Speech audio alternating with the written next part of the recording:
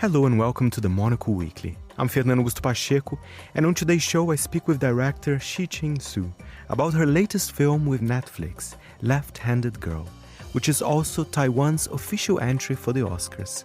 And talking about Oscars, the award-winning auteur Sean Baker from Anora produced, edited and co-wrote the film. It was a pleasure meeting Shih-Ching here in London.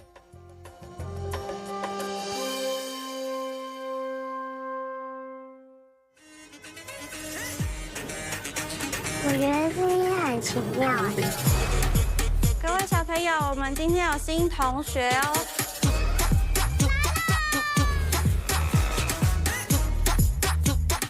妈，你姐有没有解释接你？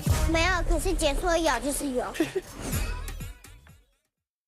Shih-Ching Tsou, what a pleasure talking to you. I loved Left-Handed Girl. What a beautiful film. My first question to you, is it true? I was reading an interview that is there a personal touch to it as well? That when you were a kid, you were also kind of a left-handed girl as well. Yeah, but I didn't even remember that because I got corrected so early on. I probably in the kindergarten by the teacher. So the first time I kind of recognized that was in high school. You know, when I used a knife with my left hand, my grandfather told me it's a devil's hand. You know, he scolded me. He was really strict. And he said that you shouldn't use that. I remember that so vividly because I didn't understand. I wasn't left-handed. But when he said that to me, it's a sense of guilt, you know, like shame. You feel like I did something wrong. I did something I'm not supposed to. So I always remember that. And when I went to New York after I graduated from college, I went to get my master's degrees in media studies at New School. I ran into Sean in the editing class.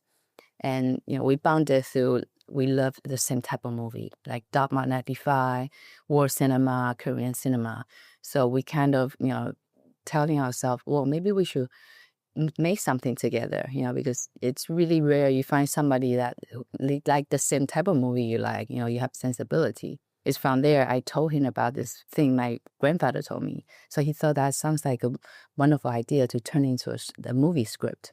So that's in 2001, we went to Taiwan the first time to try to find a story. So, you know, went all the way back to like 25 years ago. Amazing. I'm left-handed as well, so okay. I feel connected with that. Ah, so you didn't get corrected? That's no, good. but my father did. He was also left-handed, Yeah. and he was corrected at his time. But then things have changed. Right.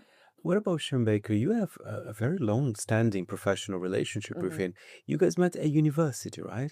Yeah, well, he already, you know, when I went there, I was in I was getting my master's degree, and he already graduated from Tisch in, you know, he learned film with a very traditional film camera and cutting room, you know, cutting the negative. So he went back to New School to learn the nonlinear editing, Abbey editing. So that's how we met. If I never met him in school, I'll probably never make movie because that wasn't my goal. I didn't even know that could be a career. You know, because coming from Taiwan, like it's very traditional. They just want you to study. They want you to study and graduate and get a stable job, right? So being an artist is never really a goal or any. They don't want you to be an artist because it's unstable. So if I didn't meet him, I'll probably never make movie. And you both, I don't know, I'm guessing, but what I find it perhaps similar when you met creatively, because your films can be gritty, but also incredibly heartwarming at the same time. Do you know what I mean? It's almost like a beautiful fable in that sense, right? Mm-hmm. Yeah, we definitely like to, you know, we like to tell human story, especially from the very beginning, Take Out. You know, that's the very first film we made together. I think from the very beginning, we knew we want to tell human story. You know, story that really connect with people. So I think through, you know, especially through comedy, I think that really connect people so much better because life, there are so many facets, you know, not just a sad part. We also have a lot of happy, you know, you laugh, you cry, you fight, you make up. So I feel like that's the life I want to tell in the story, not just the sad part, but also the happy part. Because there's some sadness in the film, but Right. incredible optimism in the story as well. I want to talk to you about the casting. all the three, the mother and the daughters, if I may say, they're incredible. The Nina, yeah, the Yes. child, what a beautiful story. So tell us, how was the casting? Did you knew some of the actresses, or how did it work out? When I started casting, I always know I want to do street casting because I want to have fresh faces in my film. Especially in Taiwanese film, you always see that couple, people. I think it's in the Hollywood, the same thing. You have one or two like very popular stars, and you see them all over this different movie. But I want to kind of discover my own star, in my film. So when I tried to find the little girl, we actually did like social media street casting. I watched 50 to 70 tapes, but like, I couldn't find that girl. I know what in my mind, I know what she looks like. So I just feel like, I really want to see more. So we also did the acting workshop with an acting coach. We invited, little girls in, and then we still didn't find her. So in the end, she was recommended by one of the agent of the actor in Taiwan. And at the time, she already added, she was in a lot of commercials.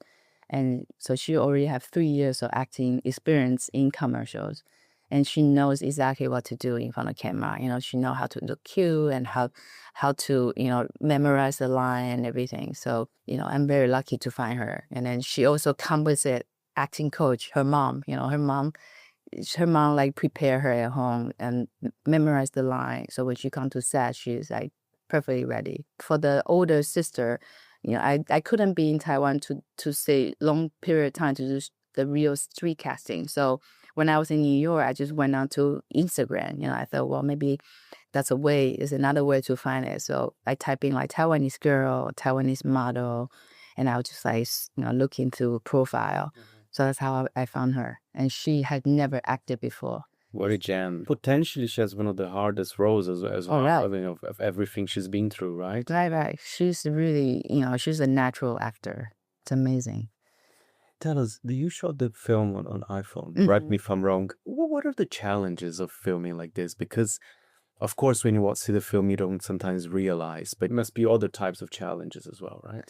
Yeah, well, I think just based on, we did a film Tangerine. It was also from iPhone. So I kind of know, I know how to, and especially like throughout so many different films, I know how to work in a real location, and I know how to work on the street. I know how to work with iPhone.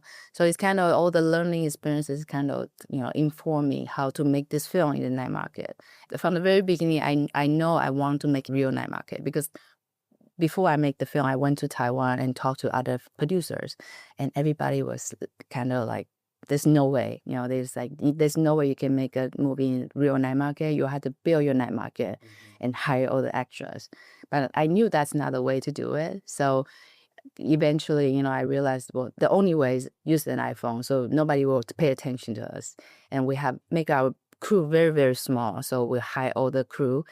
So we just kind of like we just run in this night market with like 2 cameras walking around. Because the night market is like a character. I mean, it's so vivid. You could feel the smells. I kind of want to eat those noodles. It was very, so it's a real place then. Oh, yeah. And also that noodle stand, we actually rented from the owner. And when I found them, they are doing business 7 a.m. to 7 p.m.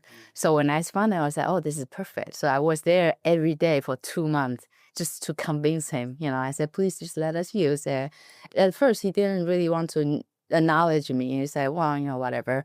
But I think after 2 months, he kind of he softened on, and he realized like, oh, she's really sincere. She really wants to make a movie. In the end, he rented a stand to us, even with the food, all the material. He let us use everything. 你们在看什么？囡仔人有耳无嘴。又是陈三明，为什么没有读大学？你要是老是这样子的话，那我就让给别人去做哦。你若唔倒手，你就等我去推魔鬼做代志，你听我。And of course, Left-Handed Girl is Taiwan's entry for the Oscars this year. I mean, how do you feel? Because great reception for the film. The reviews have been great. But tell us how do you feel about this? Well, it feels like it's like a impossible mission. Like first when we trying to advocate in Taiwan because they have this small like 7 people committee to pick the movie every year. And in the beginning, we didn't even know what to do because I am not a known. I never worked in Taiwan before, so people don't know who I am. This is your first production in Taiwan. Oh, wow. Yeah, so it feels really, very scared when I first went back because nobody knows who I am. And on top of that, I'm doing something very different from every other film. So it was a little bit frightening, like how people are going to,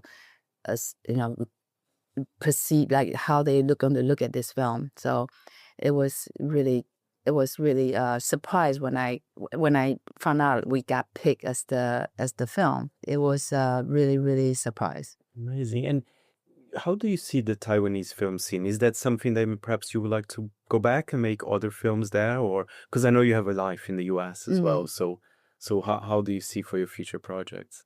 Well, I definitely want to make more film in Taiwan, but not just Taiwan though, because I've been traveling on the festival circuit and I visit different cities and I talk to people there. I always found like interesting stories. So I wanted to go to a different country and tell different stories from, to show the different city, to kind of, showcase different city and showcase different culture, but always with the stories that really matter, that connects with people, human stories.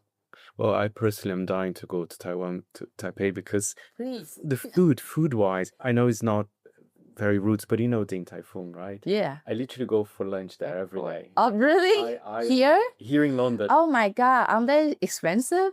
Well, a little bit. Yeah. So that was my start of kind of being curious about Taiwan. Okay. Its food scene. Oh my God, Do you recommend me to go there? You have to go.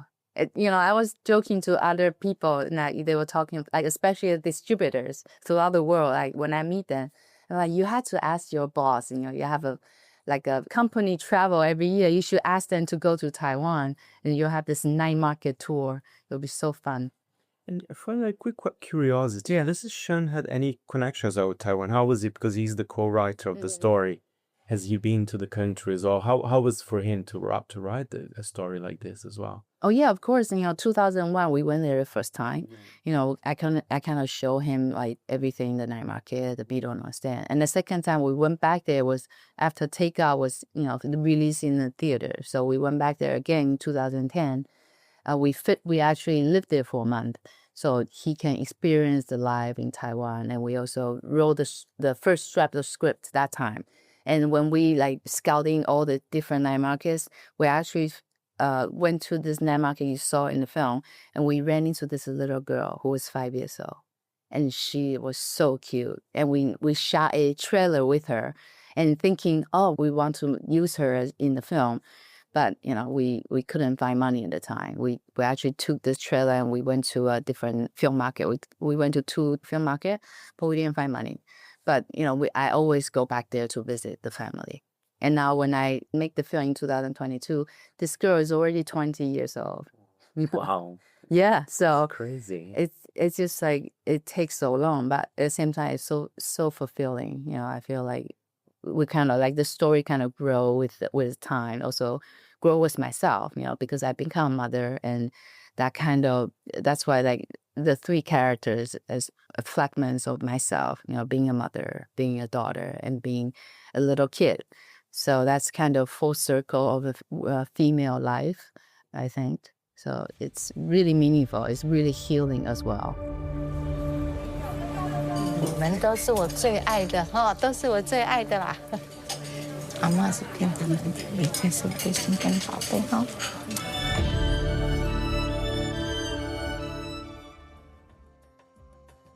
Thank you, Shih-Ching Tsou there. Left-Handed Girl is out now in selected cinemas and will be out on Netflix on the 28th of November.